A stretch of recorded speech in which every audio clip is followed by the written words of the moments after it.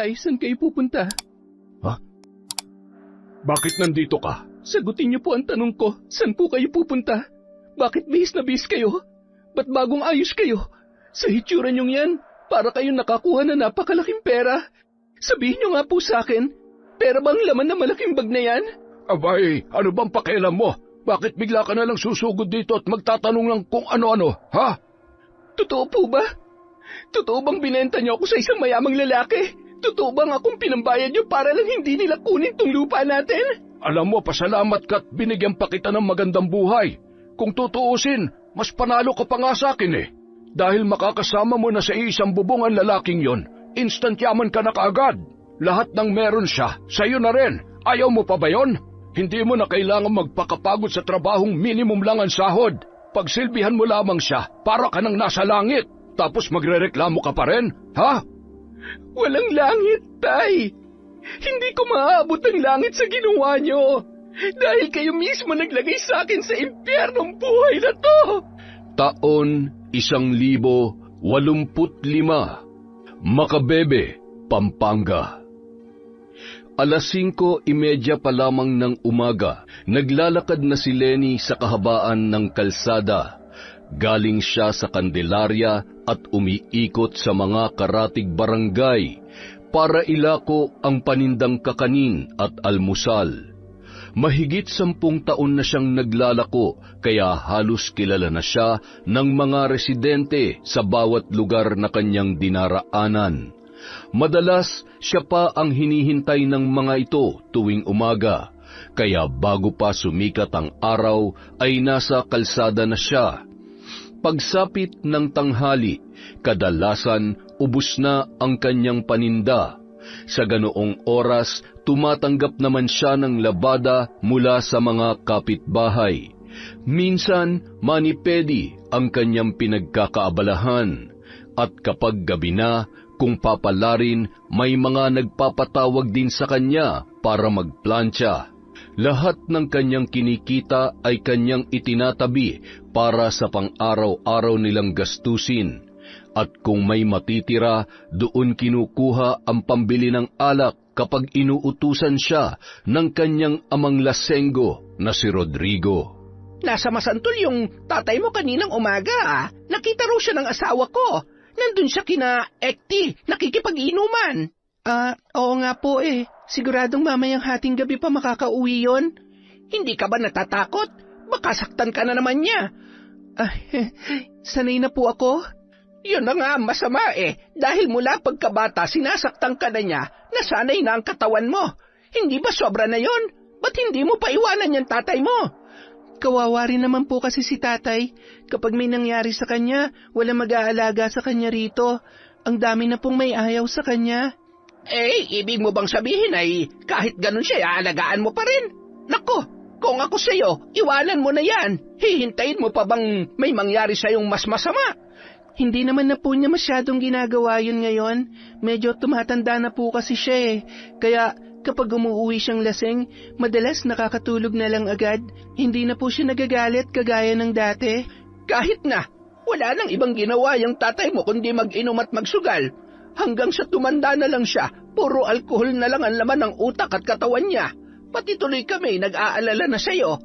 Alam mo, marami akong kakilala sa Apalit at sa Malolos. Pwede kitang ilapit sa kanila kung sakaling gusto mo nang lumaya sa inyo. Salamat na lang po, Aling Marie. Hindi ko po talaga kayang iwan si tatay eh. Ngayon niya ako mas kailangan dahil tumatanda na siya at hindi magtatagal. Siguradong maiisip niya rin na mali ang ginagawa niya. Nararamdaman ko pong malapit na siyang magbago at matauhan. Nako, duda akong magbabago pa yon. Hindi rin lingid sa kaalaman ng mga tao roon na binubugbog siya ng kanyang sariling ama mula pagkabata. Sa kanya raw kasi isinisisi nito ang pagpanaw ng kanyang ina. Namatay yon habang siya ay ipinapanganak. Noon pa man, tutol na ang kanyang ama sa kanyang pagsilang. Ilang beses daw nitong ipinakiusap sa babae ang pagpapalaglag sa kanya dahil hindi pa raw ito handa sa responsibilidad. Pero nagpumilit ang babae. Kaya naman bilang kapalit, lumaki siyang kinasusuklaman ng kanyang sariling ama. Nang gabing yun, umuwi na naman si Rodrigo na lasing. Nagulat pa si Lenny nang makita ang kanyang tatay na buhat-buhat ng 2 lalaking kainuman. Wala man lamang pasabi, basta na lang itong iniwan sa harapan ng kanilang bahay. Ni hindi siya binati o tinulungan ng mga yun matapos maipasok sa loob ang matanda. Nasa bungad pa lamang sila ng pintuan, nagsisigaw na agad si Rodrigo. Minumura siya habang pasuray-suray ang lakad. Dahil pawid lamang ang kanilang bahay, umaalingaw-ngaw ang boses nito hanggang sa kalsada. Kaya agad niya itong inalalayan papasok, saka mabilis na isinara ang pinto at mga bintana. Mahigit 1 oras tiniis ni Lenny ang paulit-ulit na pagmumura ng kanyang tatay, kung ano-ano ang ibinibintang nito sa kanya, kahit wala naman siyang ginagawa. Basta mabanggit lamang ang pangalan niya, kasunod na agad ang masasamang salita. Tuloy-tuloy lamang yon na parang sirang plaka, walang preno sa kanyang pagmumura. Sa mga ganitong pagkakataon, hindi na siya naiiyak. Hindi na rin siya nalulungkot. Palibhasa mula pagkabata, yun na ang paulit-ulit na eksena nilang mag-ama. At dahil doon, tila naging kalyo na sa kanya ang sakit. Wala na ang takot, wala na rin ang kirot. Ang mas iniintindi niya na lamang ay ang pagtatrabaho, dahil kailangang may laman ang kanilang tiyan kinabukasan. Isang umaga, lumabas ng bahay si Rodrigo para manigarilyo at magpahangin. Wala na si Lenny nung mga oras na yun dahil siya ay naglalakuna ng mga paninda. Nilapitan si Rodrigo ng isa sa kanyang mga kakilala. Oy pare, wala kaya tang gimmick ngayon Ay, bukas pa. Pupunta ako kina Paring Pisok. Maghahanda sila ron. Ano? Di ba nung nakaraan kagagaling mo lamang kay Paring Ekte? Kay Paring Ekte yun. Iba naman tong si Paring Pisok. Tapos sa susunod na araw, kay Paring Dolfo naman. Ay, putya, walang pahingay ang atay mo Baka gusto mong bigyan ng day off yan, pare. Nako, sa hirap ng buhay ngayon, hindi ka pwede mag-day off. Naknang putya naman, oo. Iba talaga itong pare ko. Siyempre, ako pa ba? Nga pala, pupunta ka ba sa barangay ngayon? May programa daw sila para sa mga senyor.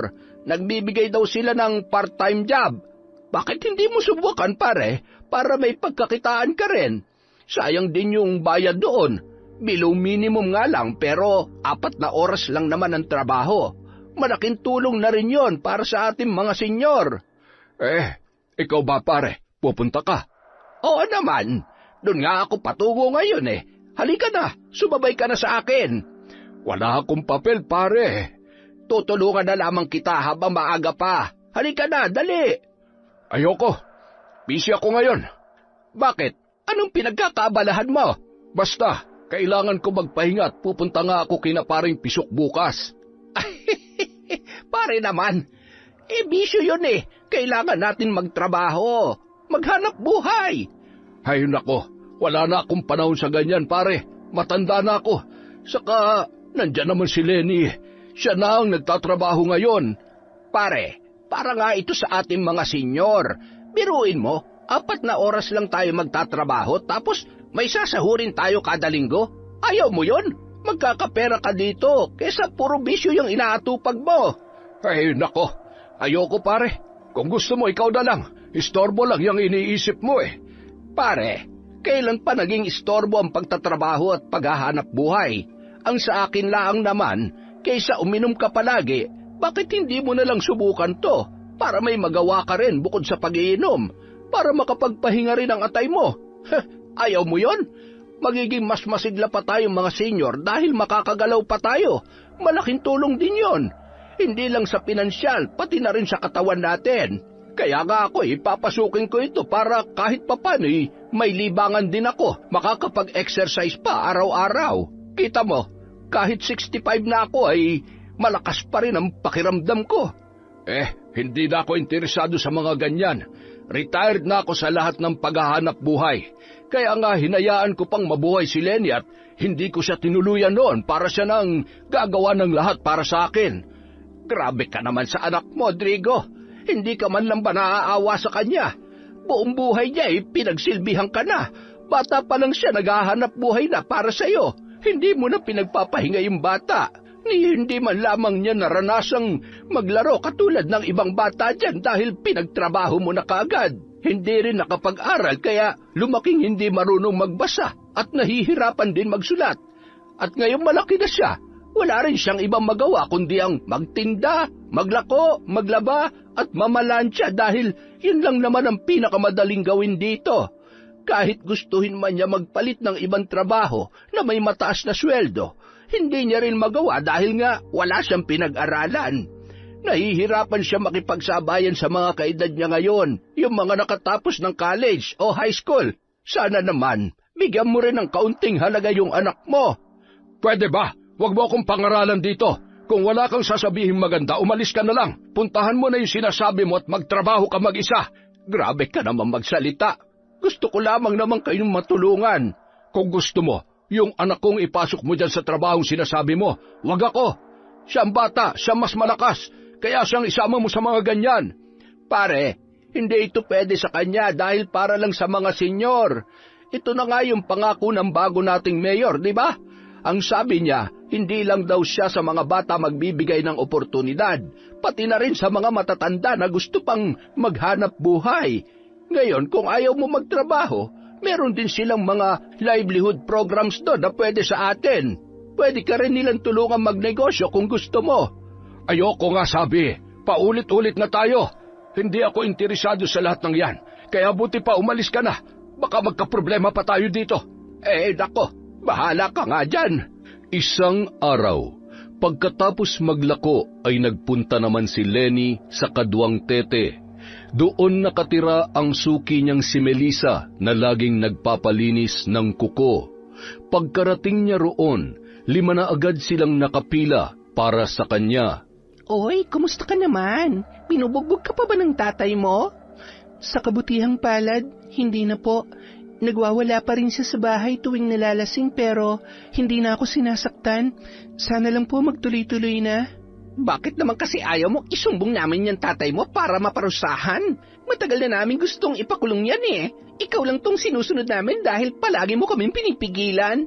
Alam niyo naman po ang dahilan kung bakit ayaw ko, hindi ba? Hay nako, dahil naaawa ka sa tatay mo, na pagdating ng panahon wala na mag-aalaga sa kanya. Alam mo, hindi dapat inaalagaan ng mga ganong tao. Naiintindihan ko na magulang mo siya at ayaw mong pagalitan ng sarili mo magulang. Pero sana isipin mo rin ang sarili mo. Ilang beses ka na bang muntik mamatay dahil sa kagagawa ng tatay mong yan? Kaya nga po patuloy ako nagdarasal na sana magtuloy-tuloy ang hindi niya pananakit sa akin kapag nalalasing siya. Hay nako, kapag inulit pa niya ang ginagawa niya sa'yo, lumapit ka na lang sa salamin ni Apong Lusing. Ha? Apong Lusing? Di ba malapit lang kayo dun sa abandonadong Spanish house sa Candelaria? Opo. Hindi mo pa ba alam ang kwento doon? Yung tungkol sa salamin na hindi raw nasisira, na nasa kwarto nung namatay na matanda ron. Alam ko po yon pero hindi po ako masyadong naniniwala sa mga ganong kwento. Panakot lang naman nila yun sa mga bata dati, di ba? Para hindi sila pumasok sa bahay. Ang dami kasing pumapasok dun dati tapos nagnanakaw ng mga antigong gamit. Hay nako, totoo yon. Alam mo bang marami nang natulungan yung salamin ni Apong Lusing? Talaga? Pati po ba kayo naniniwala din doon? Aba, bakit hindi? May kakilala ko dati na napatunayang totoo ang kwento tungkol sa salamin. Teka, anong salamin yan, ha? Yung misteryosong salamin dun sa kwarto ni Apong Lusing. Nandun yun sa haunted house sa Candelaria. Yung Hacienda Luisita. Ayon kasi sa mga kwento, mula na mamatay yung matanda, naglaho raw ang katawan niya at wala nang nakakaalam kung saan napunta. Kaya nga naiwan na yung bahay na yon at naging abandonado. At magmula rin noon, bigla na lang may nagpaparamdam doon sa salamin na yon. Kapag may nagtatangkang pumasok doon at magnakaw, may nakikita raw silang nakakatakot na matanda. Eh di si Apong Lusing na yon na nagmumulto, di ba? Saka nung nabubuhay pa yon, ang balita mambabarang siya. Kaya hindi na ako nagtataka kung bakit ang daming kababalaghan sa bahay na yon. Eh ano naman yung sinasabi mong maraming natulungan? Eh kasi nga, bukod sa pagpaparamdam ng kaluluwa ni Apong Lusing doon, may nadiskubre din yung ibang tao na sinusubukang pag-aralan yung salamin at yung kasaysayan ng Hacienda Luisita. Nalaman nila na kapag kinausap mo raw yung salamin at sinabi mo sa kanya ang problema mo sa mga kaaway mo, tutulungan kanyang makaganti. Ano? Totoo ba yan? Hay nako, sinabi ko na nga sa inyo na may kakilala ko na napatunayang totoo yon, di ba? May kamag-anak kasi kami na taga Nueva Ecija. Itong kamag-anak kong ito, inagawan daw sila ng lupa nung walang hiya nila mga kamag-anak. Kaya ayon, nagpunta ron at nagbaka sakali sa salamin. Nanghingi sila ng tulong. Sinabi niya raw sa salamin yung pangalan ng mga kamag-anak nila na nagpapahirap sa kanila. At alam mo ba nangyari? Wala pang isang linggo, sunod-sunod na nagkasakit yung mga kamag-anak niyang yon. Ang bilis ng karma, di ba? At dahil yon sa parusa sa kanila ng salamin. Naku, parang ang hirap naman paniwalaan yan. Bakit naman niya tutulungan yung isang tao na hindi naman niya kilala? Tapos mambabarang pa pala? Eh di nananakit yun. Dapat wala yung pinipili kung sinong sasaktan niya. Hay, palibhasa hindi ka taga rito kaya hindi mo alam. Ganito kasi yon. Yan si Aling Lusing nung nabubuhay pa, hindi naman siya masama mambabarang. Ginagamit lang niya yung kapangyarihan niya sa mga tao na nanlalamang at nananakit sa kanila. Yung mga laging inaapi ang madalas niyang tinutulungan. Marunong din siyang magpagaling ng sakit, ha? Tapos, bukod doon, ang binabarang lang din ni Apong Lusing ay yung mga nagkakasala lang din sa kanya ng matindi. Kung makikita mo nga yung litrato niya, hindi siya mukhang mambabarang sa sobrang amo ng muka. Mayaman din siya. Sarili niyang bahay yon. Hindi siya katulad ng iniisip niyo sa ibang mambabarang na nakatago sa mga baryo-baryo at ilag sa mga tao. Yung bahay niya bukas sa lahat para madali siyang lapitan ng mga nangangailangan. Ano ba naman kayo, Aling Melissa? Huwag niyo nang takutin si ate. Alam niyo nang hindi siya taga rito tapos tatakutin niyo pa? Baka hindi na bumalik dito yan para magbakasyon. Nako, sinasabi ko lang para alam din ng marami na hindi dapat katakutan ng bahay ni Apong Lusing. Sa sobrang dami kasing kumakalat na balita ngayon, kung ano-ano na lang ang pinakakalat ng iba para lang maging katakot-takot sa pandinig ng marami tungkol doon. Hindi nila alam kung gaano kabait si Apong Lusing sa mga inapi noong kapanahunan niya. Kahit na po, ang mga bagay na wala na dito sa mundo, hindi na masyadong pinag-uusapan. Hay nako, ikaw kailan ka ba lalapit doon? Para maparusahan na rin yung tatay mo, adik at lasenggo. Sinabi ko na po, hindi na po yun kailangan. Wala sa diksyonaryo ko ang gumanti sa kapwa, lalo na sa sarili kong kadugo. Hay nako, isa pa to eh. Kaya ka naaabuso at nabubugbog eh. Hindi ka kasi marunong lumaban. Pasalamat ka't mabait kang bata at mahusay pang magmanicure, kaya gustong gusto kita. Nako, salamat naman po. 6:30 ng hapon, pauwi na si Lenny. Marami siyang sideline na tinapos ng araw na yon, kaya ramdam na niya ang matinding pagod. Pero hindi pa rin siya pwedeng magpahinga. Kailangan niya pang magsaing at maghanda ng ulam para sa kanyang ama. May mga pagkakataong kahit hating gabi na yung umuwi mula sa inuman, naghahanap pa rin yon ng makakain sa hapagkainan. Baliwala na sa dalaga ang pagod. Ang mahalaga, malaki-laki ang kinita niya ng araw na yon. May pangkain na sila para sa susunod na linggo. Ngunit napahinto siya sa paglalakad nang mapadaan sa tapat ng Hacienda Luisita. Ilang metro lang mula sa kanila. Wala sa loob na napatingin siya sa lumang bahay. Sa pinakataas na bintana may nakita siyang nakasilip. Isang matandang babae. Nakaputi, maputla ang balat, gusot ang buhok at nangingitim ang paligid ng labi at mga mata. Walang buhay ang ekspresyon nito habang nakatingin sa kanya. Ilang minuto silang nagtitigan. Pakiramdam niya ay parang naging mabigat ang buong paligid. Pinipilit ng dalaga na unawain ang kanyang nakikita. hanggang sa mapagtanto niya na ang matandang yun ay walang iba kundi si Apong Lusing, ang matandang mambabarang, ang sinasabing dating may-ari ng lumang bahay na yun. Hindi niya man yun naabutang buhay, pamilyar sa kanya ang muka nito. Madalas niya na yung makita noon sa mga lumang litrato ng mga taong nakakakilala sa kanya. At ngayon, hindi makapaniwala ang dalaga na kaharap niya na ang naturang matanda. Mula sa di kalayuan, ramdam niya na ang panlalamig ng hangin. Nanigas ang kanyang batok. Nagsitayuan ang lahat ng kanyang mga balahibo sa katawan. At habang tumatagal ang kanyang pakikipagtitigan, mas lalong lumalakas ang pagkabog ng kanyang dibdib.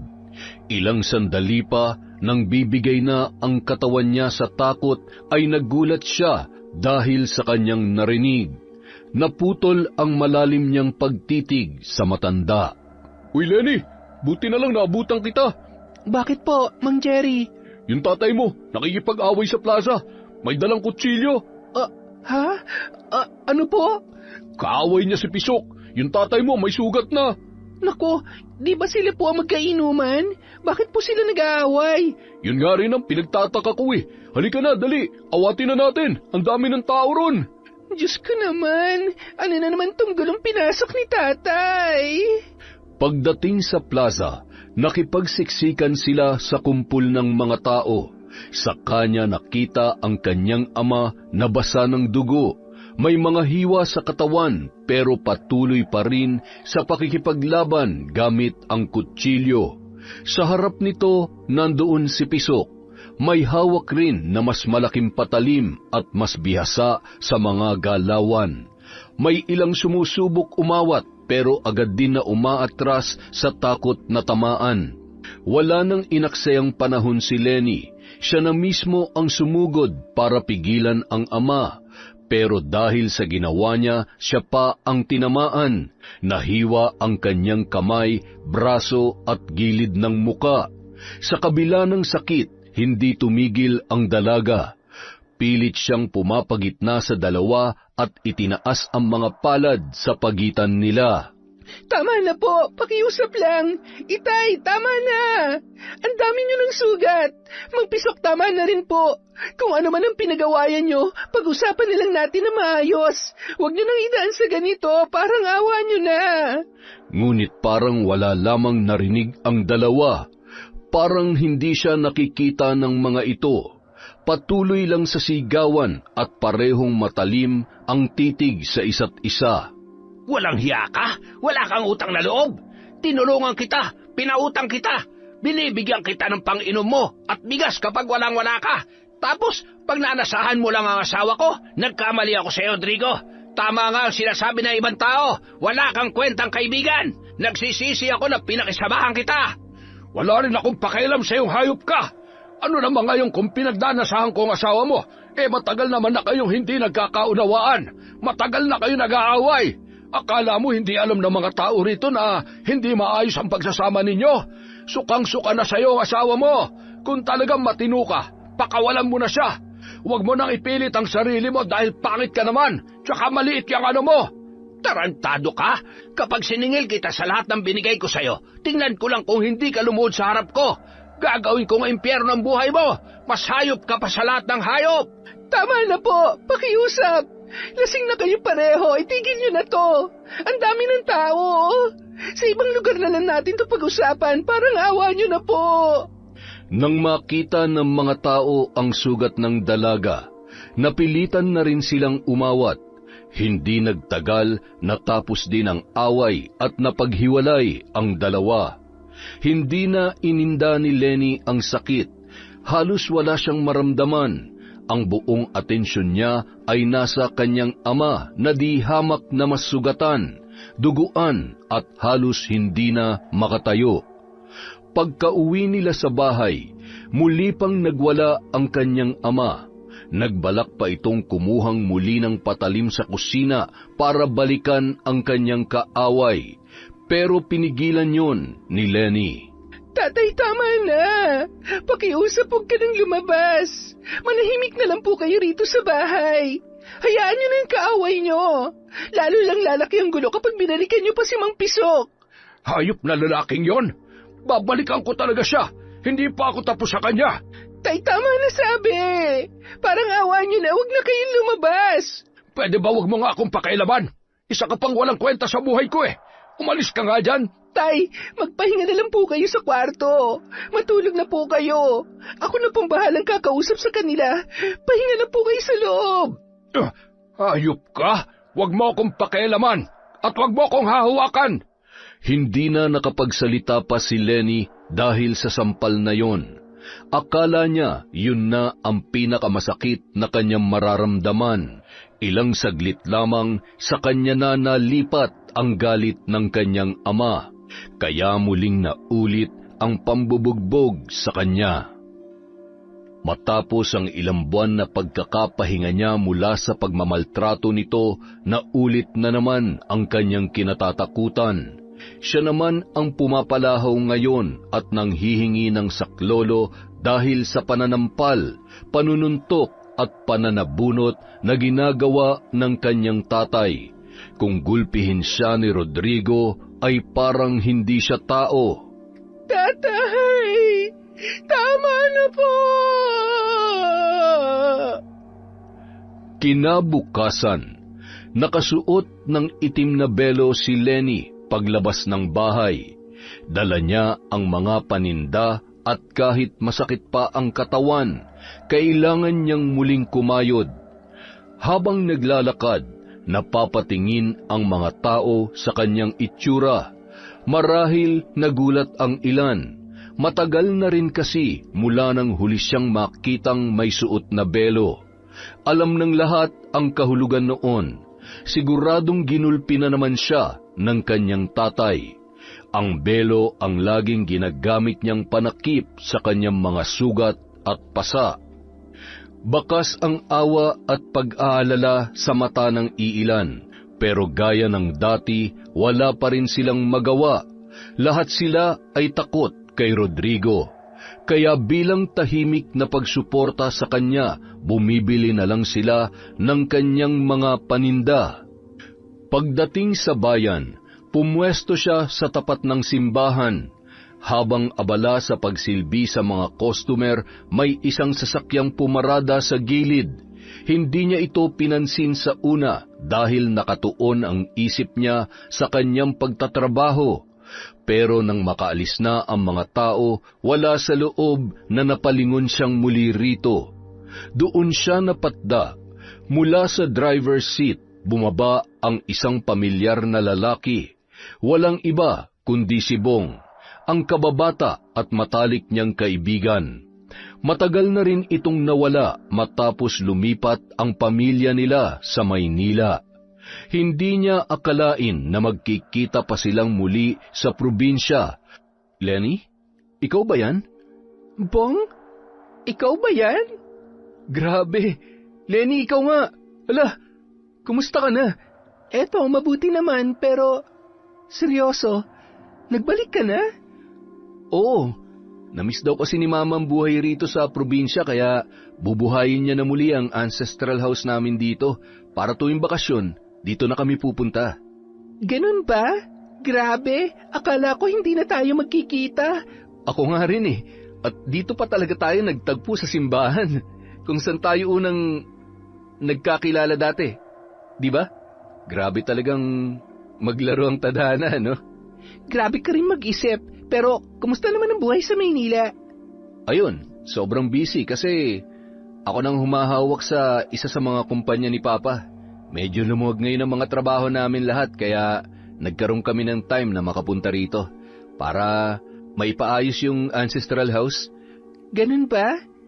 Hanggang kailan naman kayo rito? Matagal-tagal din, siguro mga ilang buwan. Marami kasing aasikasuhin si Papa rito eh. Kabilang na yung mga lupay niya. Tutulungan ko siya sa pag-asikaso ng mga yon. Grabe, big time ka na pala. Hindi naman. Ikaw ba? Anong trabaho mo ngayon? Ito, nagtitinda ako. Wow, ang sarap niyan. Di ba yan yung kinakain natin dati? Oo. Ikaw ba nagluto niyan? Yung iba, oo, pero yung iba, binibili ko lang din tapos binibenta ko. Sige nga, pabili ako. Namiss ko to eh. Lalo na itong tibok-tibok saka putong nasi. Teka, ilang taon na ba lumipas mula nung huli akong makakain nito? Alam mo, nagulat talaga ako sa'yo. Sobrang laki na ng pinagbago ng buhay mo. Nakakahiya na nakita mo pa ako ng ganito. Ano ka ba? Wala kang dapat ikahiya. Marangal yung ginagawa mo kaya ituloy mo lang. Ikaw pa rin yung Lenny na hinahangaan ko dati dahil sa taglay mong talino, tapang at pagiging matapat. Alam mo kung tatakbo ka lang na presidente, ikaw ang iboboto ko. Dahil sa leader na tapat, aangat ang buhay ng lahat. Grabe ka naman. Malabong mangyari yan. Hindi nga ako nakapag-aral kaya hindi na natuloy yung pangarap kong maging abogado o public servant. Kailangan kong unahin ang paghahanap buhay. Bakit? Hindi ka ba pinag-aral ng tatay mo? Hindi Alam mo na siguro ang dahilan, diba? Kahit ikaw, saksi ka rin sa ginagawa niya sa akin dati. Teka, hanggang ngayon sinasaktan ka pa rin niya? Kaya ba nakatakip ka ng ganyan? Hayaan mo na. Okay lang naman ako. Ang mahalaga, nakakakilos pa rin ako para makapagtrabaho. Hayaan mo. Bigyan mo ako ng panahon. Iisipin ko kung paano kita matutulungan para makapag-aral ulit. Alam ko, may scholarship kaming ino-offer under ng company ni Papa eh. May grades nga lang na kailangan pero alam ko namang maipapasa mo yun. Salamat, Bong, ha? Pero nakakahiya naman. Baka ayaw na rin sa akin ng mga magulang mo lalo na kapag nakita nila na ganito ang kalagayan ko. Ano ka ba? Hanggang ngayon yata nanonood ka pa rin ng mga telenovela kaya kung ano-anong iniisip mo eh. Oo, mayaman na kami, pero hindi kami masama at nanghahamak ng iba. Kaya ng ginagawa ng ibang mayayaman sa mga teleserye. Kung makikita ka lang ni na mama at papa ngayon, siguradong matutuwa yun. Medyo busy nga lang sila kaya kahit ako hindi ko mahagilap. Pero promise, hindi mangyayari ang iniisip mo. Mababait yung mga yun. Kung sabagay, kahit nung mga bata pa tayo, sila pa mismo nagpapapasok sa akin sa bahay nyo kahit marumi yung mga paa ko. Tapos, nung nakabasag pa ako ng mamahaling baso, umiyak ako kasi akala ko mapapagalitan nila ako. Pero kinausap ako ng mama mo hanggang sa tumahan na ako. Nakakatuwa namang marinig na hindi sila nagbago. Hanggang ngayon mabait pa rin sila. Kaya kung ano man ang pinagdadaanan mo ngayon, huwag kang mahihiya magsabi sa akin dahil tutulungan kita. Kung gusto mo mag-aral, sabihin mo lang. Maraming alam si Papa na pwede kang ipasok. Salamat, Bong, kaso mas kailangan ko muna talagang unahin tong pagtitinda ko. Dito lang kasi ako kumukuha ng pang-araw-araw namin. Ganun ba? Kung trabaho palang hanap mo, sige, ako na rin ang bahala dyan. Sasabihin ko kay Papa, tapos sasabihan na lang kita. Marami negosyong hawak yon kaya sigurado isa sa mga yon pwede kanya maipasok. Salamat talaga. Hindi na naman ako makahinga sa sobrang saya. Huwag ka nang mahiya. Pero tungkol pala sa tatay mo, kung hanggang ngayon sinasaktan ka pa rin niya, hindi ba dapat may gawin na tayong aksyon dyan? Hindi pwede na palampasin na lang lagi ang ginagawa niya. Alam mo, ayoko na muna sanang gumawa ng kahit anong aksyon tungkol kay tatay. Ayokong lalo siya magalit sa akin. Nagbabaka sakali pa rin ako na balang araw lalambot din ang puso niya kapag sinunod ko na lang ang lahat ng gusto niya. Ano ka ba? Huwag kang umasa na magiging mabait pa siya kung hahayaan mo lang siyang saktan ka. Lalo lang masasana yun. Alam ko mapagmahal ka sa magulang dahil ang isa sa mga pangarap mo ay maranasang mahalin ka ng tatay mo, di ba? Pero base sa sitwasyon mo ngayon, mukhang malabo pa mangyari yun. Kaya sana, hayaan mong tulungan din kita sa problema mo sa tatay mo. Pero ano naman ang gagawin natin sa kanya? Alam mo kasi, kapag may ibang trabaho ka na, baka lalo ka lang niyang abusuhin. Baka kung saan-saan lang niya dalhin ang perang iuuwi mo tapos ikaw tong mawawalan. Paano ka makakapag-ipon para sa future mo? Kahit hindi pa nangyayari, alam kong ganun ang gagawin ng tatay mo. Kaya para maiwasan, kailangan mailayo muna natin siya sa'yo o ikaw ang makalayo sa kanya. Ha? Anong ibig mong sabihin? Kapag kasi nahanapan ka na ng bagong trabaho ni Papa, kakailanganin mong bumiyahe at lumipat dun sa lugar kung saan branch ka malalagay. Mapapalayo ka sa Papa mo pero mas giginhawa naman ang buhay mo. Dahil bukod sa kikita ka na ng malaki, makakawala ka na rin sa pagmamalupit niya. Ayaw mo ba nun? Kung yun ang makakatulong para mabigyan ko ng magandang buhay si tatay, okay lang din sa akin. Naniniwala ako na kapag marami na rin akong pera, mas maraming paraan na ako magagawa para matulungan siya magbago. O sige, magkita ulit tayo bukas. Eto nga palang number ko. Yung sa'yo ba? Sorry Bong, pero wala akong cellphone eh. Alam mo naman. Sige, ayos lang. Hindi bale. Dito na lang ulit tayo magkita sa simbahan, kung okay lang sa'yo. Oo naman, lagi naman akong dumadaan dito eh, dahil may mga suki rin ako dito. O sige, baka nakakaabala na ako sa'yo. Gusto sana kitang isama sa lakad ko, kaso hindi mo rin pwedeng iwanan ang mga paninda mo rito. Kaya bukas na lang ulit, ha? Hihintayin kita. Salamat, Bong. Maraming salamat talaga. Ingat ka sa lakad mo. Pupunta ako dito bukas, magkita tayo. Kinahapunan, maagang naubos ang paninda ni Lenny. Dahil doon, nakauwi rin siya na mas maaga para tumuloy pa sa iba niyang sideline. Isa na rito ang pamamalansya sa bahay ni Aling Ledesma. Kanina pa ito nagpabook sa kanya. Alam nito na marami ring umaagaw sa kanyang serbisyo at dahil medyo malayo ang bahay nito, hindi madaling puntahan kaya kailangan niyang paglaanan ng oras. Grabe?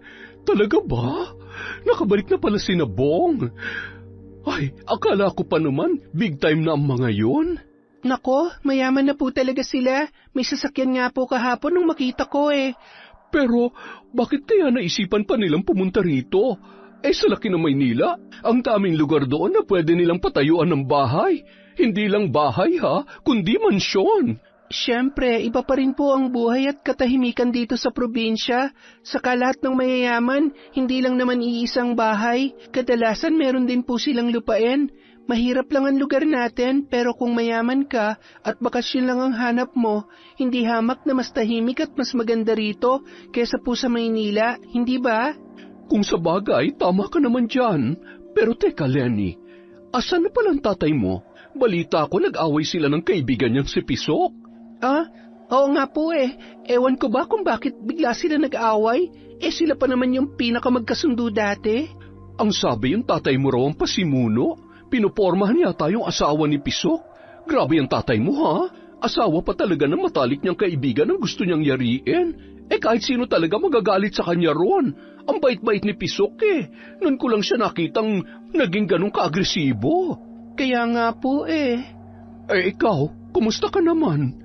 Yung mga sugat mo, tatay mo na naman ba may kagagawan yan? Galos lang po ito nung inawat ko sila, saka hindi lang naman ako ang nasugatan, pati na rin yung iba pang umawat.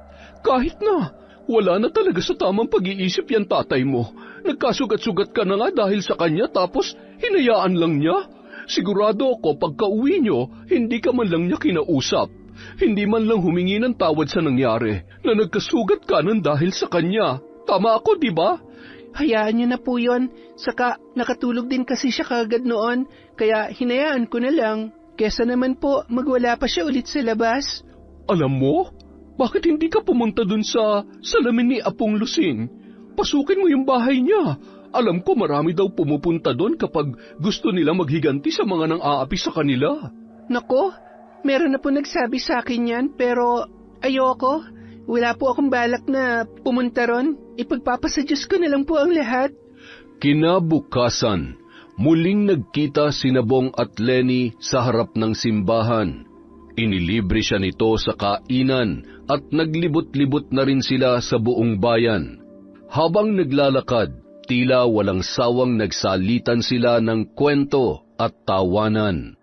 Inabot na sila ng dilim, hindi pa rin sila nauubusan ng pinag-uusapan. Siya nga pala, Lenny, nakausap ko na si Papa. Sa factory sa San Fernando, may isa raw bakante. Hindi naman ganun kahirap ang trabaho, kaya pwede ka ron. May 1 buwan na training, pero may bayad din yon. Talaga? Mukhang maganda nga yan. Kaso, ang layo pa. San Fernando? Ano naman, total hindi naman kayo magkasundo ng tatay mo, kaya sigurado ko, kahit san ka pa mapunta, walang pakialam yun. Sa tingin ko, tama na tong pagkakataon para sa'yo. Sino mag-aalaga kay tatay kapag nalalasing siya? Nung nakaraan nga, napaaway pa siya at muntik na masaksak. Kung wala ako ron, sigurado napahamak na siya. Huwag mo na kasing pangunahan ng swerte.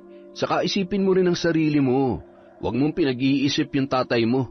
Kung talagang mahal mo siya at gusto mo mabigyan ng magandang buhay, tanggapin mo na tong trabahong to. Dahil mas marami kang magagawa kapag marami ka ng pera. Ikaw na rin ang nagsabi nun, di ba? Oo nga pala. Kung sabagay, tama ka. Sa palagay ko rin, mas malakas ang tsansang magbago ang tingin sa akin ni tatay kapag nakita niyang asensado na ako. Doon ko rin siya mabibigyan ng mas magandang buhay. Salamat, Bong, ha? Ano palang sabi ng papa mo sa akin? Siyempre, natuwa siya. Masaya siya para sa akin dahil nagkita na raw tayo ulit. Alam din naman nila kung gaano tayo ka-close ng mga bata pa tayo. Buti naman kung ganon. Sige, Bong, sabihin mo na lang sa akin kung kailan ako pwedeng pumunta doon para maihanda ko ng pamasahe ko, pati na rin kung anong isusuot ko para makabili o makahiram ako. Sigurado ka na? Handa ka nang iwan ng tatay mo? Hindi na ba magbabago ang isip mo? Oo, hindi na. Desidido na talaga akong mabago ang buhay namin, kaya sa ganitong paraan ko sisimulan. Ayos yan. Mabuti naman at naliwanagan ka na rin na hindi mo kailangan magpakaalipin sa tatay mo. Ilang araw pa ang lumipas bago naglakas loob si Lenny na kausapin ang kanyang ama. Naabutan niya ito sa mesa, tahimik na kumakain ng tanghalian. Habang hindi pa yon umaalis, sinamantala niya na ang pagkakataon. Tay, magpapaalam lang po ako. Simula sa Lunes, magkakaroon na po ako ng bagong trabaho. Medyo malayo po, sa San Fernando. Ano naman ngayon? Kapag kasi nagsimula na po ako ron, lagi na po akong wala rito sa bahay, mula umaga hanggang hapon. At dahil sa layo ng biyahe, baka lagi na rin po akong gabihin ng uwi. Pero tinanggap ko na rin po yung oportunidad dahil mas malaki ang makukuha ko rito kesa sa pagtitinda ko.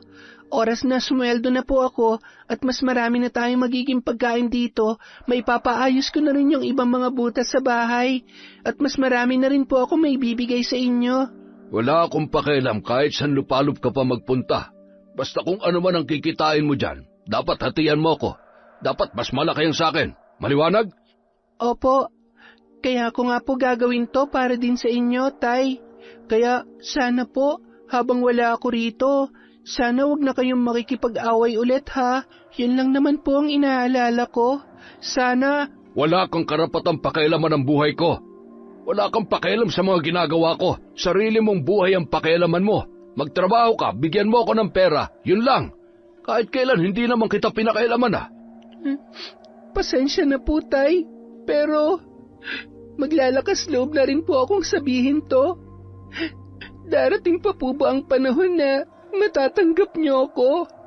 Kahit ilang daang beses ka pa isilang sa mundong ito, hindi kita matatanggap. Kaya huwag kang umasa na magkakaroon ka pa ng tatay. Hindi kita anak. Kahit galing ka pa sa tiyan ng nanay mo, hindi kita itinuring kailanman na anak. Pero dahil mahal ko ang asawa ko, hinayaan ko na lumaki ka. Pero hindi nangangahulugan na mahal kita bilang anak. Kaya lang naman kita hinayaan mabuhay para pagsilbihan mo ako rito. Naintindihan mo? Opo, Tay. Pasensya na po kayo. Sige po, kumain na po kayo. Yumuko si Lenny. Pinilit ang sarili na huwag bumigay sa harap ng kanyang ama. Dahan-dahan siyang tumalikod at pumasok sa kanyang silid. Pagkasara ng pinto, doon na siya tuluyang bumigay, bumagsak sa sahig, yakap ang sariling dibdib habang tuloy-tuloy ang pag-iyak. Hindi niya kinaya ang bawat salitang pinakawalan ng kanyang ama. Paulit-ulit yung umaalingaw-ngaw sa kanyang isipan. Para siyang nilalatigo ng mga salitang binitawan noon. Araw ng Lunes, 11:30 ng umaga. Payapa ang lahat sa Barangay Candelaria. Unang araw ng trabaho ni Lenny. Kasalukuyan siyang sumasailalim sa training, habang si Rodrigo nasa bahay lang, naghihintay ng magyayayang kainuman. Mula nung araw na mag-away sila ni Pisok, wala nang gaanong nag-iimbita sa kanya, pati sa mga sugalan ay wala na ring nagyayaya kay Rodrigo. Dati-rati, hindi siya nauubusan ng schedule, pero ngayon ilang araw nang walang lumalapit sa kanya para magyayang uminom o magsugal. Hindi tuloy niya maiwasang manibago, at pakiramdam din niya ay manghihina siya kapag hindi nakainom ng alkohol. Ngunit ang kapayapaang yun sa lugar ay nagambala nang dumating ang isang puting sasakyan. Mula roon, bumaba ang isang lalaki na nagpagulat sa lahat. Matangkad ito, makapal ang bigote, may suot na sombrero at may hawak na baston. Uy, si William yun, di ba? Si William Fernandez? Oo nga no. Anong ginagawa niyan dito? Akala ko ba matagal nang nasa ibang bansa yan? Ba't siya nagbalik pa? Ay naku po, Diyos ko. Delikado to. Mukhang gulo na naman to. Marami ang nag-atrasan na magsimulang maglakad si William, kasama ang 5 sa mga assistant nito na pawang mga nakaitim na uniforme. Hindi nila alintana ang sikat ng araw. Patuloy silang naglakad sa gitna ng daan habang patuloy na nag-aatrasan at nagbubulungan ang mga tao sa paligid. Pati ang ilang wheeler na nakakita sa kanila ay napaatras din nang wala sa oras.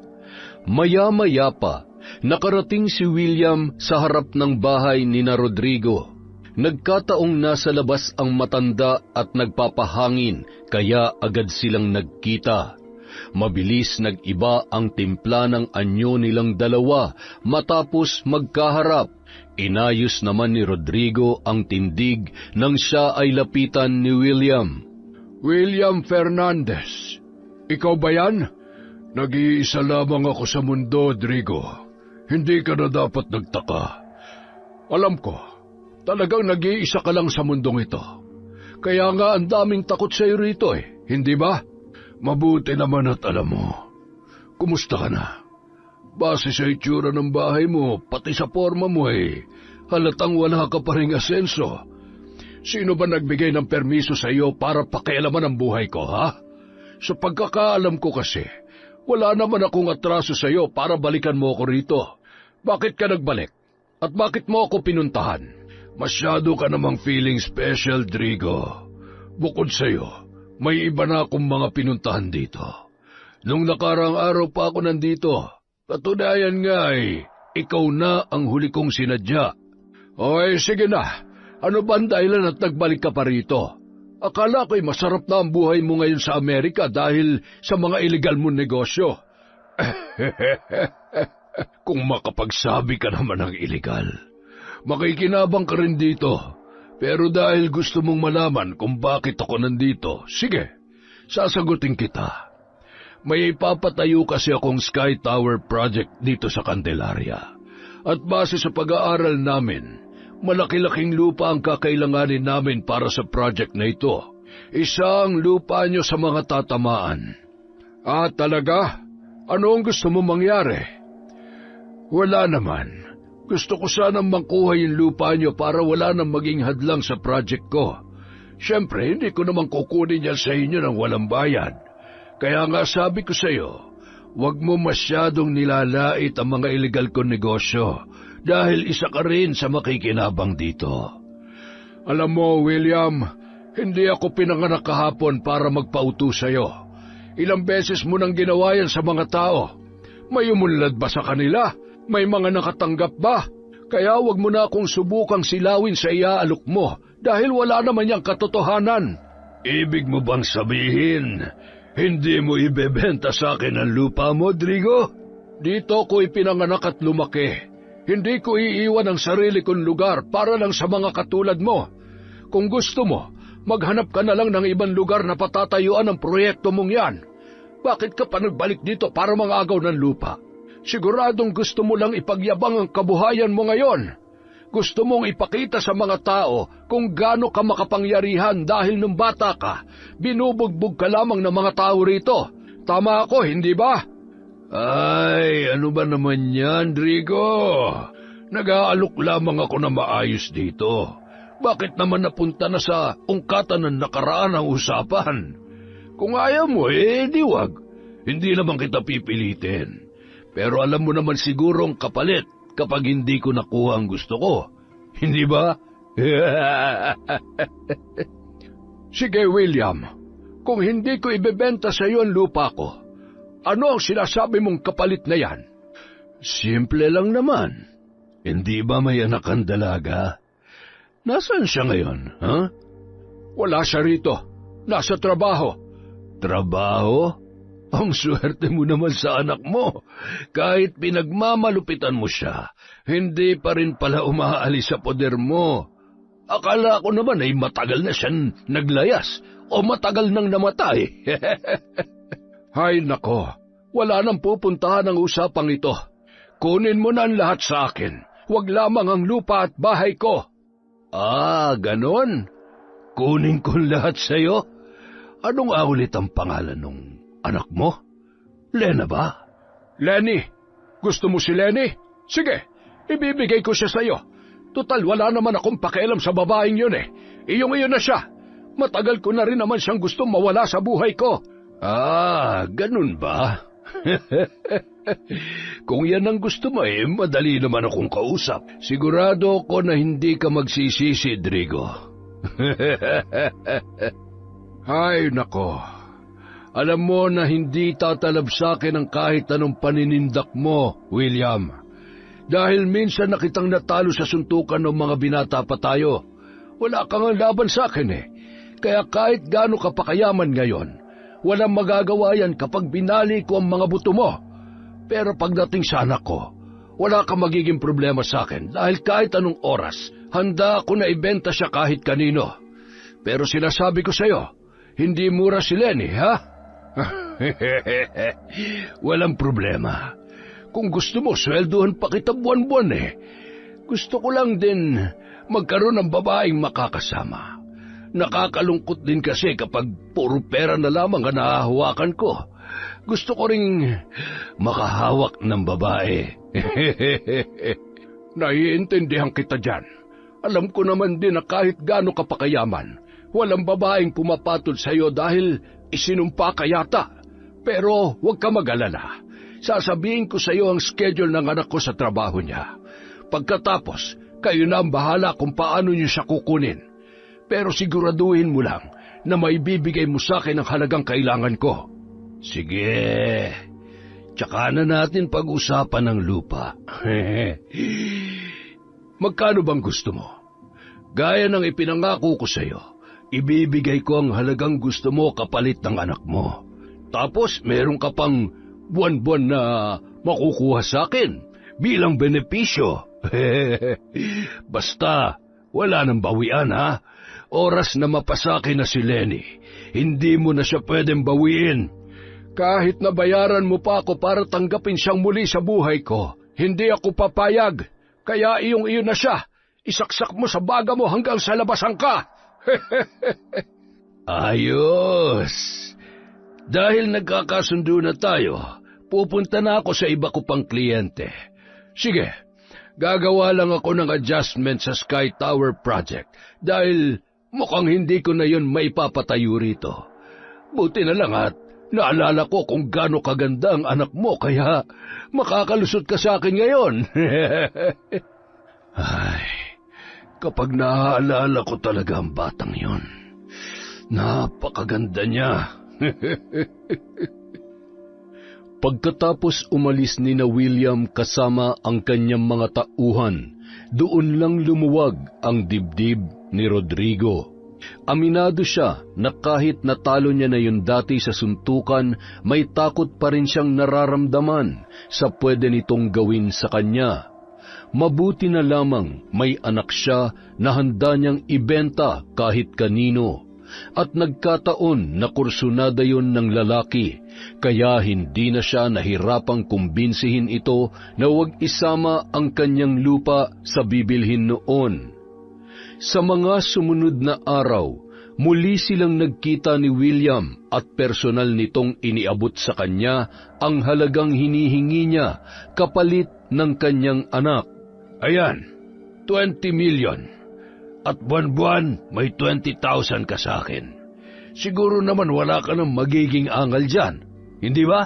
Sinunod ko lang yung halagang hinihingi mo. Ano ka ba? Walang problema sa akin to. Ayos na ako rito. Salamat dito, William, ha? Buti na lang tumupad ka sa usapan natin. At hindi mo ko itinulad sa ibang kinakausap mo na pinapatay mo lang para makatakas ka sa mga pangako mong hindi mo natupad. Ay, ano ka ba? Kahit magkaiba na ang mundong ginagalawan natin ngayon, hindi pa rin nawawala ang pagkilala ko sa'yo bilang pinakamalakas at pinakamatapang na lalaki rito sa lugar na to. Kahit nga yung mga dating gang ay takot na takot sa'yo, di ba? Pero, teka, ito na ba yung anak mo ngayon? Yang nasa picture? Oh, siya yan. Maganda, di ba? Artistahin. Birhen pa yan, kaya siguradong tiba-tiba ka dyan.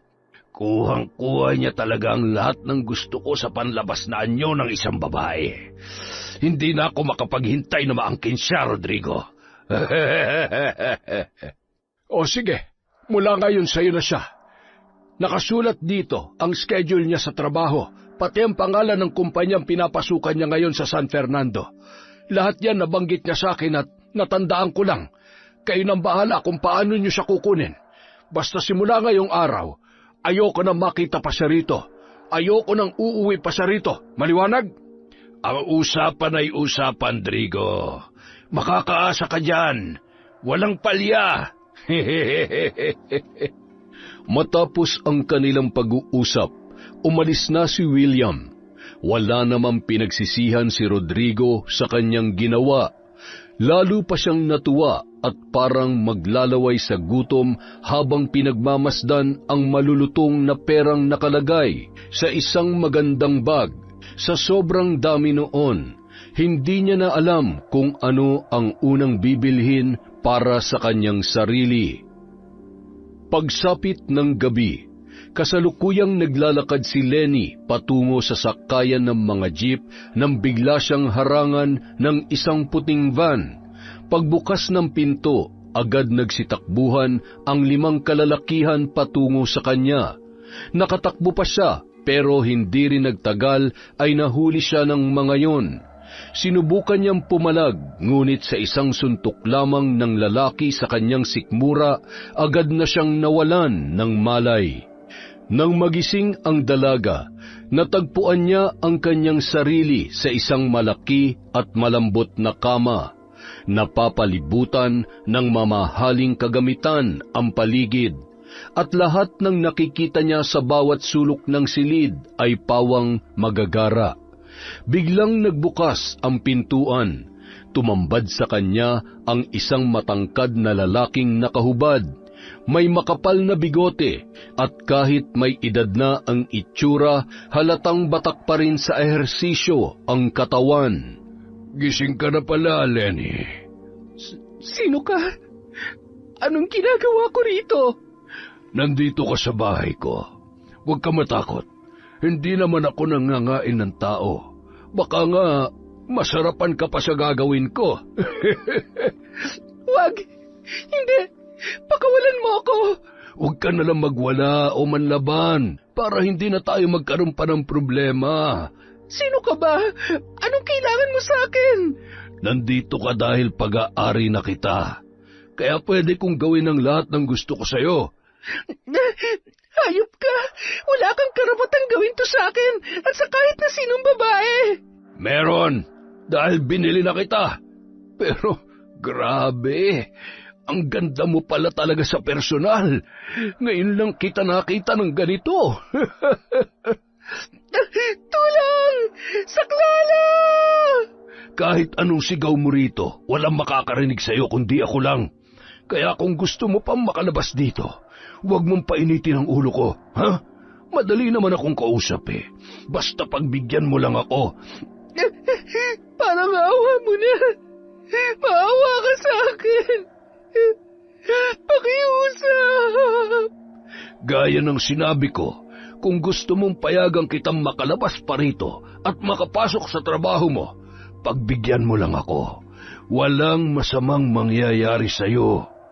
Muling nagsisigaw ang dalaga nang magsimulang gumapang ang lalaki sa kama.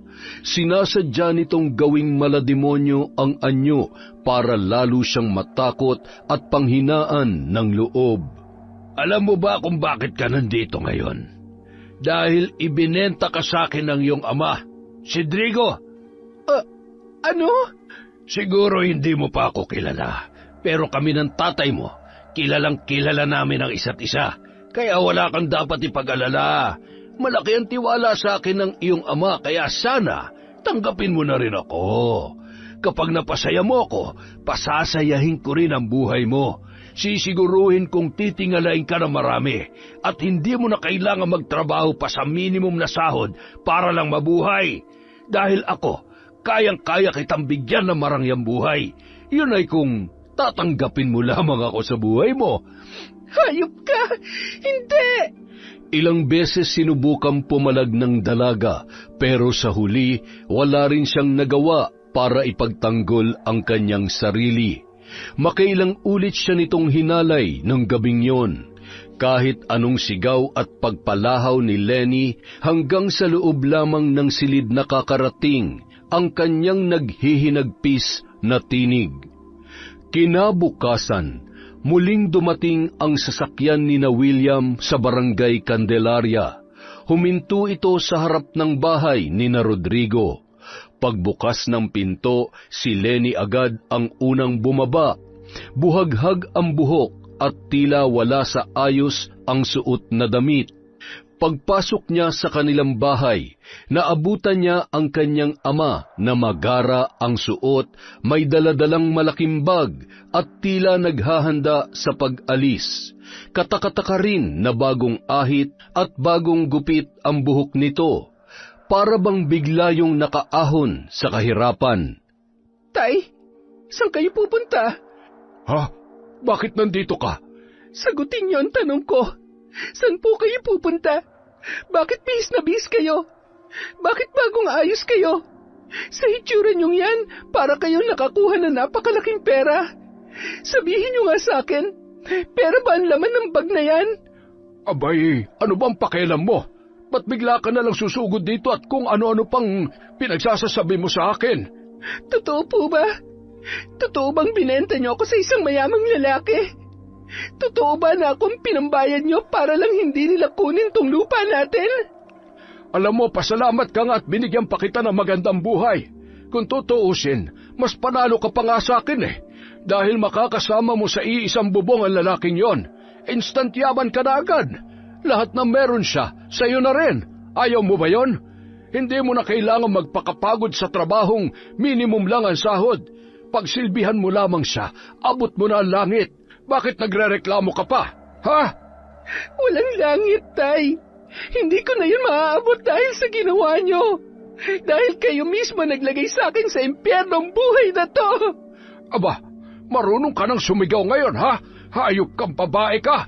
Hampas lupa. Hindi pa ba kayo kontento sa lahat ng pahirap na ginawa niyo sa akin mula pagkabata?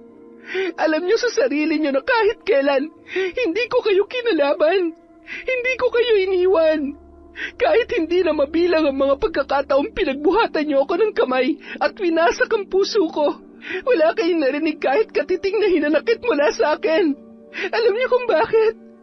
Dahil umaasa ako na magbabago pa rin kayo balang araw.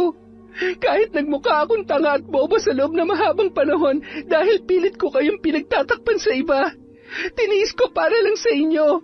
Pero anong ginawa niyo? Binenta niyo pa talaga ako sa ibang tao. Nadaig ko pa ang laruan. Ganyan ba talaga kayo kawalang puso? Wala kang karapatang pagtaasan ako ng boses. Wala kang karapatang magreklamo sa lahat ng ginawa ko sa iyo dahil nung una pa lang, hindi ka na dapat nabuhay sa mundo. Pinilit ka lang ng nanay mo na isilang kahit labag sa loob ko. Nag-usap din kami dati na kahit isilang kanya, hindi kita tatanggapin bilang anak ko. At alam niya yon. Kaya wala kang karapatang magreklamo sa akin kung anong kahihinatnan ng buhay mo dahil kahit kailan, wala naman talaga akong pakialam sa iyo. Pasalamat ka nga't binigay pa kita sa isang tao na kaya kang buhayin at ibangon sa hirap. Ang bait ko na nga sa iyo kung tutuusin. Kaya wag mo akong sisimulan, Lenny. Bumalik ka sa kangkungan kung saan ka nababagay. Hindi kita kailangan dito. Oh, kumusta na kayo? Pasensya na. Pumasok na ako ng dire-diretso. William, kunin mo na nga yan. Ilayo mo na sa akin ang babaeng yan. Bakit? Tapos na ba kayo mag-usap? Sige lang, mag-usap muna kayo. Pumasok lang ako rito dahil mainit sa labas. Hindi, wala na kaming dapat pang pag-usapan. Kaya ilayo mo na siya sa akin. Tapos na ang usapan namin dalawa. Ah, ganun ba? Sige, uuwi na kami. Narinig mo ba yan, Lenny? Umuwi na raw tayo. Hindi ako sasama sa'yo. Ayoko! Hoy, kayong dalawa. Pumasok nga kayo rito at ibalik nyo na si Lenny sa loob ng sasakyan. Alis na tayo. Ayoko! Bitiwan niyo ako! Pakawalan niyo ako! Sigurado ka ba, Rodrigo? Hindi mo nakakausapin ang anak mo? Bago man lamang kayo maghiwalay ng tuluyan. Hindi ko naman itinuring na anak yan. Kaya ako lang siya hinayaang mabuhay rito dahil napapakinabangan kong kasipagan niya. Pero ngayon may pera na ako. Hindi ko na siya kailangan. At mukhang ayoko na rin manatili sa lugar na ito. Aalis na lamang ako. Magpapakalayo-layo na ako. Kaya iyong-iyo na siya. Kung ganun, tamang-tama. 1 buwan lang naman ako magbabakasyon dito. Yung mga gagawin kong negosyo ay ipapasikaso ko na lamang sa mga tao ko. Babalik din ako sa Amerika at baka isama ko na lang siya doon. Bahala ka kung anong gusto mong gawin sa kanya. Basta yung usapan natin. Buwan-buwan. Oh, hindi ko nakakalimutan yan. Hindi mo na kailangan ipaalala pa. Ang mabuti pa, magbukas ka na lamang ng bangko para dun ko na lamang ipapahulog ang pera. Sige, magpapaturo ako. Salamat, Trigo. Sa wakas, may naibigay ka ring isang bagay na magiging malaking kapakinabangan para sa akin. Ayoko! Tay! Pigilan niyo sila, Tay! Anak niyo pa rin ako! Manahimik ka nga dyan! Nabibingin ako sa'yo! Tay! Tay, ano ba? Napakasama niyo! Isinusumpa ko, hindi kayo magiging masaya! Sira ulong to! Bahala ka sa buhay mo! Mayaman na ako! Kaya niyo ako ipagpalit sa pera? Pues, sisiguruhin kong hindi niyo yun magagamit. Isinusumpa ko kayo! Mamatay ka na! Buisit ka! May pasumpa-sumpa ka pang nalalaman! Mawala ka na sa buhay ko! Hanggang sa paglabas ng bahay, walang patid sa pagwawala si Lenny. Hindi na niya alintana ang mga taong nakatingin sa kanila. May iba pang nagtangka na lapitan siya, pero natigilan din sila dahil natatakot ang mga ito kay William. Ang sinumang bumangga sa lalaking yon ay daig pa ang nag-alay ng sariling buhay kay kamatayan. Kaya wala ring nagawa ang mga tao kundi ang mapaiyak na lamang habang pinagmamasdan siyang pinagtutulungang ipasok sa loob ng sasakyan na parabang basurang itatapon. Di nagtagal, umalis na rin ang grupo ni William. Sa muling pagbabalik ni Lenny sa bahay ng lalaki, mas tumindi pa ang kanyang kalbaryo.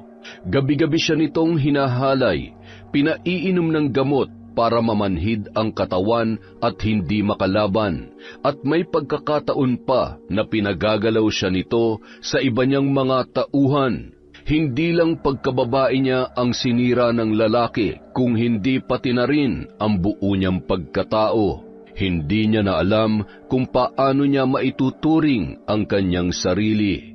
Ang masaklap pa noon, hindi siya ginagapos ng lalaki. Hinahayaan lang siyang makagala sa bawat sulok ng mansyon at pati na rin sa labas ng hardin. Pero hindi rin niya magawang makatakas dahil napakataas ng bakod. Isang araw, walang kabuhay-buhay siyang naglakad at lumabas sa likod ng bahay patungo sa malawak na hardin. Wala siyang ibang ginawa roon kundi ang maupo, maglakad, umupong muli at amuyin ang mga bulaklak. Ang hardin lang na ito ang nagbibigay ng ginhawa sa kanya kahit papaano dahil sa mga mababangong halimuyak ng mga imported na bulaklak. Dito lang din siya nakakasagap ng sariwang hangin na kahit papaano ay nakakapawi sa bigat ng kanyang dinadala. Sa kalagitnaan ng kanyang pagmumuni-muni, bigla siyang nakarinig ng isang pamilyar na boses. Laking gulat niya nang masilayan ang lalaki. "Lenny!" Bong, anong ginagawa mo rito? Paano ka nakapunta rito? "Dumaan ako sa likod ng dalayap. Yun kasi ang alam kong pinakamalapit na lugar dito sa mansyon ni Don William eh." Teka sandali, huwag kang didikit sa gate na yan. Meron yung kuryente.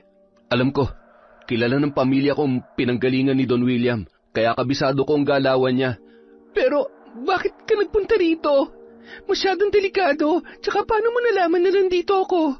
Ang dami nakakita sa iyo noong nakaraang linggo kung paano ka kinaladkad ng mga tauhan niya. Balita ko nga, ang tatay mo pa mismo nagbenta sa iyo eh. Totoo ba yun? Ayoko sana malaman mo to, pero oo, totoo lahat ng narinig mo, Bong. Binenta ako ng sarili kong ama sa walang hiyang lalaking yun. Hayop talaga siya.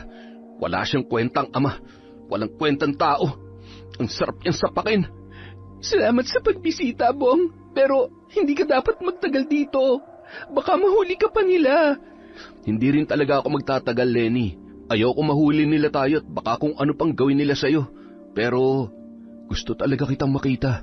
Ilang beses ko nang sinubukan pumasok dito eh. Ngayon lang ako nagkaroon ng pagkakataon. Salamat, Bong. Maraming salamat talaga. Siya nga pala, kaya rin ako nagpunta rito para ibalita sa'yo na hinahanap na ng kapulisan ng tatay mo. Isinumbong na namin siya sa mga pulis, kaya hindi magtatagal. Pananagutan niya ang lahat ng ginawa niya sa'yo. Maraming tumistigo kaya tumibay ang ebidensya laban sa kanya. Kaso nga lang... Bakit, Bong? Ano naging problema? Si Don William, hindi namin kayang banggain eh. Pasensya ka na, Lenny ha. Kahit ang pamilya ko wala ring magawa. Dahil sobrang yaman talaga ng Don William na yun. Kayang-kaya niyang baligtarin ang sitwasyon. Kaya para madaig natin siya, kailangan pa natin makahanap ng mas malaking butas sa kanya. At yun ang gagawin ko habang nasa labas ako. Gagawa ako ng paraan para mapabagsak siya. Ikaw naman, magpakatatag ka. Magtiis ka lang muna rito. Alam kong masakit pero hanggat maaari, huwag ka munang manlaban para hindi ka saktan ng walang hiyang yun. Hindi pa ito ang huling pagkikita natin, Lenny. Babalikan kita. Oo, Bong. Hihintayin kita. Maraming salamat. Pero may isang paraan akong naiisip. Isang mas mabilis na paraan kung gusto mong makalaya ka agad. Ano naman yun? Alam kong mahirap pero pwede mo bang lambingin si Don William? Ano? Gawin mong lahat para payagan kanya makalabas. Kahit saglit lang. At magagawa mo lang yun kapag nakuha mong tiwala niya. Alam kong mahirap gawin pero yun lang ang nakikita kong paraan para makalabas-labas ka dyan. At kapag nagawa mo na, puntahan mo yung salamin ni Apong Lusing. Siguro ito ng tamang pagkakataon para humingi ka ng tulong sa kanya. Mahirap kalaban si Don William. Kahit ang kapulisan, kayang-kaya niyang kontrolin. Ang salamin na lang ni Apong Lusing ang pag-asa natin. Pero, totoo ba talaga yon? Wala namang mawawala kung susubukan mo, di ba? Tsaka, kahit hindi mo to gustong gawin, kailangan mo pa rin talagang kunin ang tiwala ngayon ng lalaking yon para hindi ka niya higpitan. Pag nagkataon, mahihirapan na tayo magkita at makapag-usap pa. Sige, susubukan ko. Matagal na pinag-isipan ni Lenny kung gagawin ba niya ang suhestyon ng kanyang kaibigan. Pero bigla siyang mayroong naalala. Sumagi sa isip niya ang araw kung kailan niya nakita ang kaluluwa ni Apong Lusing sa bintana ng lumang bahay. Hindi kaya isa yung pahiwatig na mayroong katotohanan ang kwento tungkol sa misteryosong salamin. Nawawalan na siya ng pag-asa at sa sitwasyong yon lahat ng paraan ay handa niyang gawin, makalaya lamang sa demonyong matanda. Pagkalipas ng ilang linggo, nagkaroon ng pagkakataon si Lenny na makalabas. Kahit labag sa kanyang kalooban, pinilit niyang kunin ang tiwala ng lalaki sa pamamagitan ng hindi pagpalag tuwing siya ay ginagalaw nito. May mga pagkakataon na tumutugon din siya sa bawat halik at haplos ni Don William. Sinakyan din niya ang biro ng ibang mga tauhan. hanggang sa mapaniwala niya ang lalaki na tanggap niya na nga ito mula sa kanyang puso.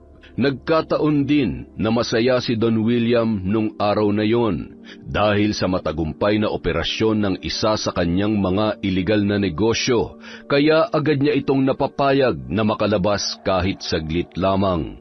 Walang sinayang na sandali ang dalaga. Agad siyang nagtungo sa naturang lumang bahay para hagilapin ang misteryosong salamin na sinasabi nila kung saan nakakulong ang kaluluwa ng matandang mambabarang.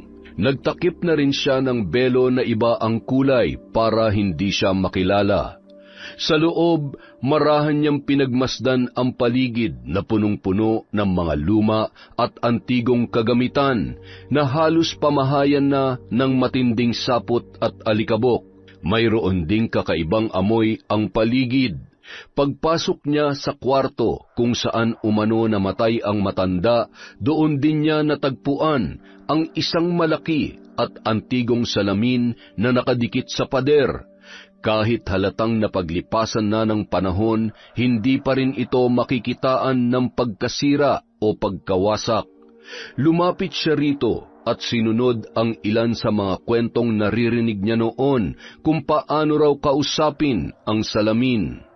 Una, nagsindi siya ng kandila sa harap noon. Pangalawa, bumulong siya ng isang dasal sa kandila gamit ang wikang Kapampangan. Pangatlo, pinatakan niya ng kandila ang harapan ng kanyang paanan. At pang-apat, itinabi niya ang kandila malapit sa salamin at sinimulan itong kausapin. Salamin ni Apong Lusing, nagsusumamo po ako. Iparinig niyo sa akin ang inyong tinig at ako'y kausapin. Napatayo ang kanyang balahibo nang umihip ang malamig na hangin. Ano ang maipagdilingkod ko sa iyo, iha? Nagulat ang dalaga. Kahit wala siyang nakikitang tao, may narinig siyang boses ng matanda sa kanyang isipan. Maaaring ito na nga si Apong Lusing. Maaari ko po bang malaman kung si Apong Lusing na ang aking kausap? Oo, ako nga at wala nang iba. Apong Lusing, patawarin niyo po ako sa pang-aabala na ginawa ko dahil sa pagpasok ko sa inyong tahanan. Ngunit, nandito po ako para humingi sana ng tulong sa inyo. Batid ko ang pinagdaraanan mo. Nais mong makaganti sa 2 tao na sumira sa iyong pagkatao. Tama ba ako? Paano niyo po nalaman ang problema ko, Apong Lusing? Ang lahat ng humaharap sa aking salamin ay nababasa ko ang kanilang nakaraan, emosyon, at ang mga nais nilang mangyari. Kaya walang sino man ang pwedeng magsinungaling sa akin. Marami nang nagtangka rito na gamitin ako para sa pansarili nilang interes. Kaya naman sila mismo ang aking pinarurusahan bago pa sila makapagsalita sa aking harapan. Kung ganon, siguro'y nababasa niyo naman po ang aking saloobin, Apong Lusing.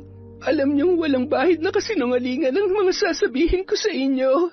Naniniwala ako sa iyo. Nakikita ko ang liwanag sa iyong puso. Sa wakas, dumating ka na rin sa harap ng aking salamin. Ikaw ang matagal ko nang hinihintay na humingi ng tulong sa akin. Paano niyo po ako matutulungan sa sitwasyon ko, Apong Lusing?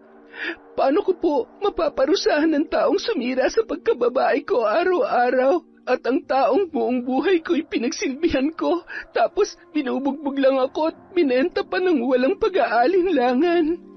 Makinig ka sa mga sasabihin ko sa iyo.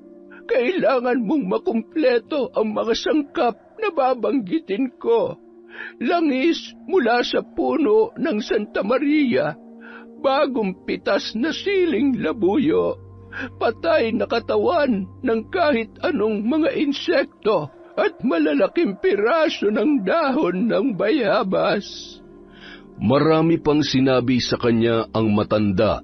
Nang matapos ang kanilang pag-uusap, hindi na rin siya nagtagal doon.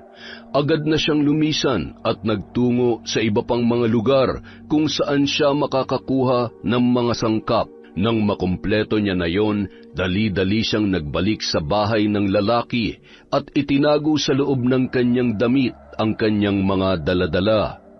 Nang makahanap ng tiyempo sa mga sumunod na araw, doon niya isinagawa ang ritual na sinabi ng matanda. Habang wala pa si William at ang mga tauhan nito, sinamantala na niya ang kanyang pag-iisa sa kusina. Nagpakulo muna siya ng tubig sa isang kawa at habang hinihintay yung kumulo, isa-isa niyang tinutusok ng toothpick ang katawan ng mga patay na insekto at idinikit sa gitna ng mga dahon na kanyang pinitas. Inihilera niya ang mga ito sa lamesa at isa-isang pinatakan ng kandila habang sinasambit ang orasyon na itinuro sa kanya ng matanda. Pagkatapos ng orasyon, dinurog niya ang siling labuyo at hinalo sa kumukulong tubig. Ilang saglit pa, ibinuhos niya sa mangkok ang langis na nakuha mula sa katawan ng mahiwagang puno ng Santa Maria. Pagkatapos ay pinatakan niya yon ng kandila. Inihalo niya rin ito sa kumukulong tubig. Binalikan niya na ang mga insekto. Nang matuyo ang kandila sa katawan ng mga yon, doon niya isa-isang tinanggal ang mga toothpick at magkakasamang dinurog ang mga yon sa palayok. Nang maghalo na ang durog na dahon at katawan ng mga insekto, inihalo niya na rin yon sa kumukulong kawa. Nang magsama-sama na ang mga sangkap, hinalo-halo niya itong muli hanggang sa magbago na ang kulay ng tubig. Pagkatapos noon, isinalin niya yon sa isang lalagyan.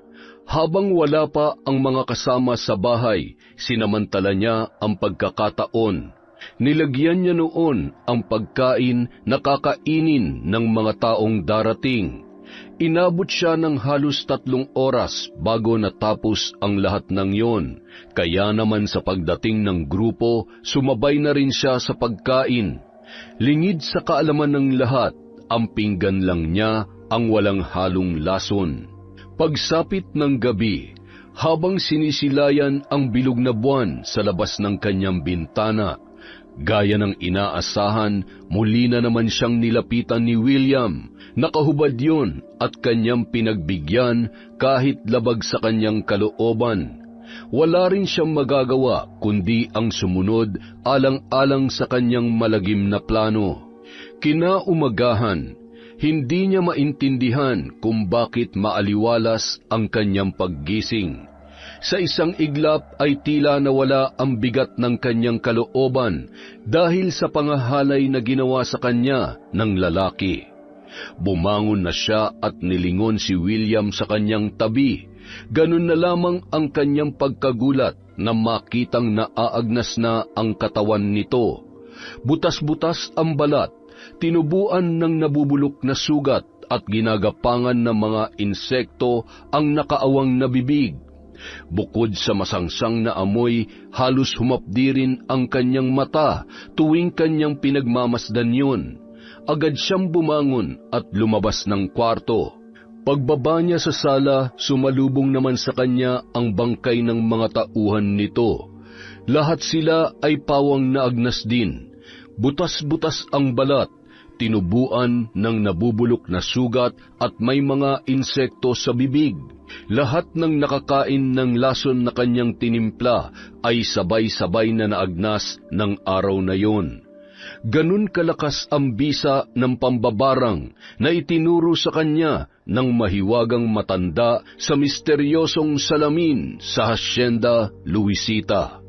Sa paglabas niya sa impyernong bahay na yun, sunod naman niyang hinanap ang kanyang ama. Dahil sa ginawa nito sa kanya, wala na rin siyang natitirang awa.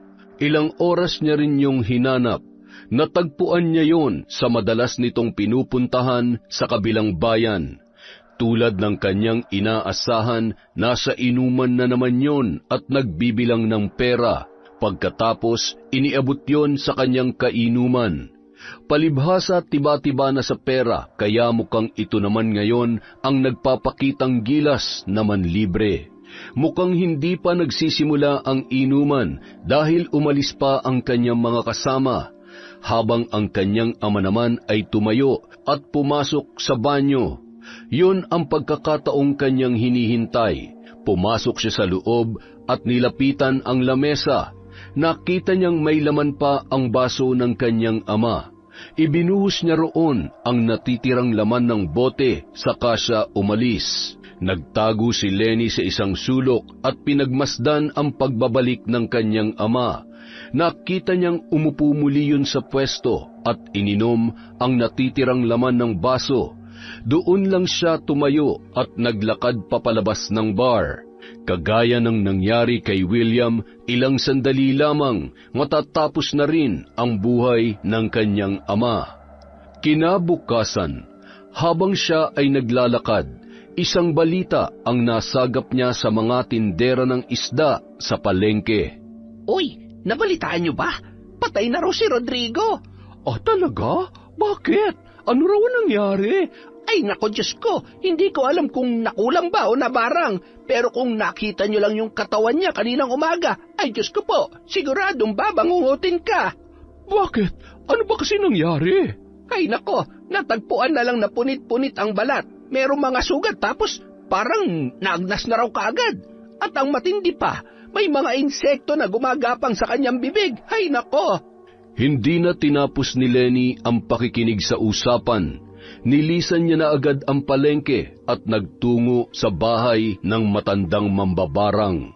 Gaya ng ibinili ng matandang babae sa salamin, kailangan daw niyang magbalik doon sa sandaling matapos na ang parusang ipapataw niya sa 2 tao na kanyang kinamumuhian. Inulit niya ang ritual para muling makausap ang matanda.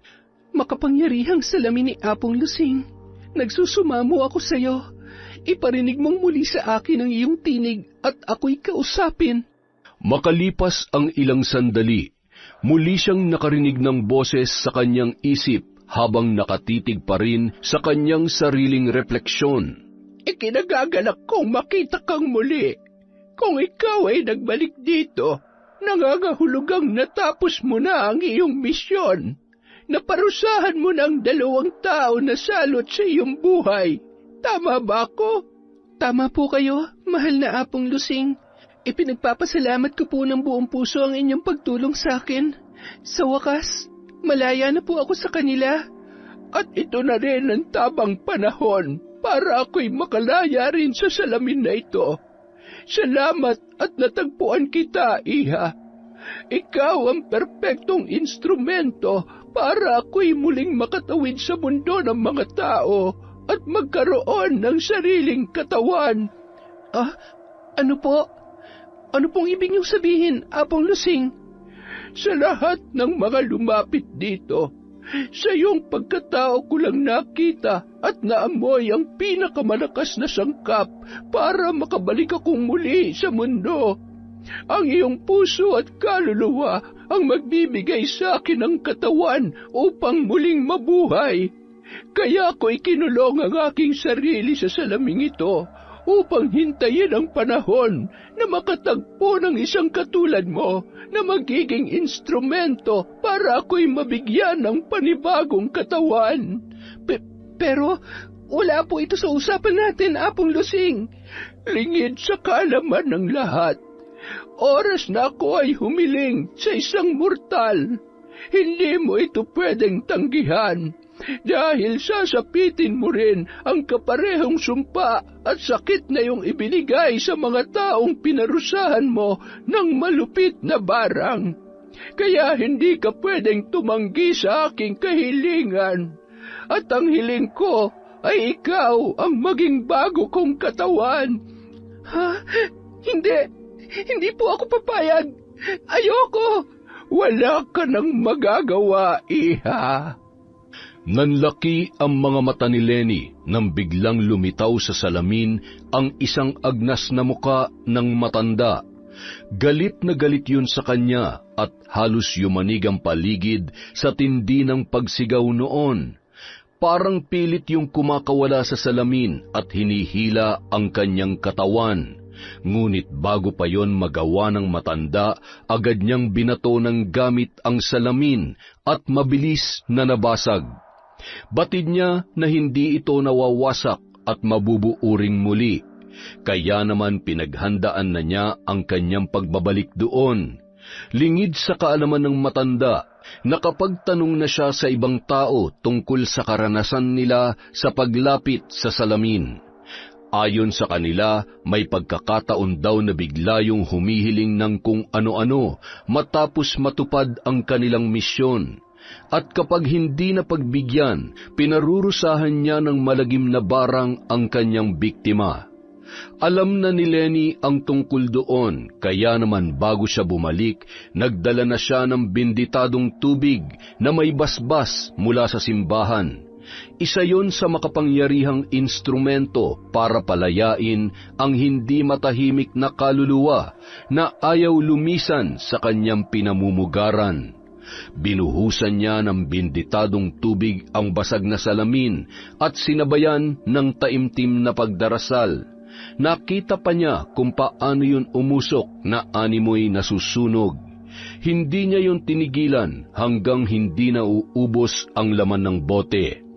Pagkatapos, hinalughog niya rin ang buong silid hanggang sa matagpuan niya ang ilan sa mga librong ginagamit ng matanda sa pambabarang. Sinunog niya ang lahat ng yun, pati ang iba pang kagamitan na maaaring pagmulan ng kapangyarihan.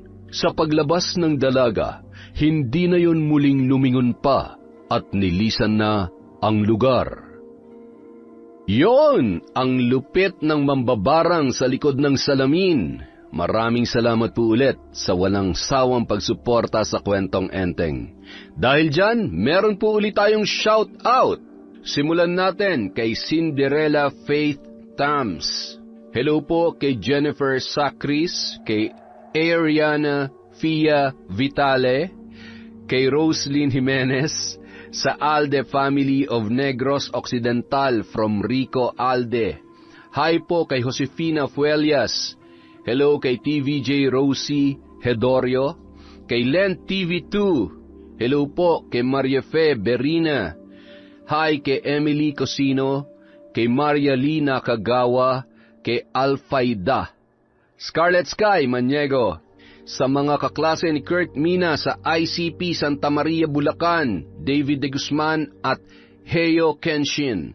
Hi kay Jace, JC, Jatson Ombao from Janisa, Toledo.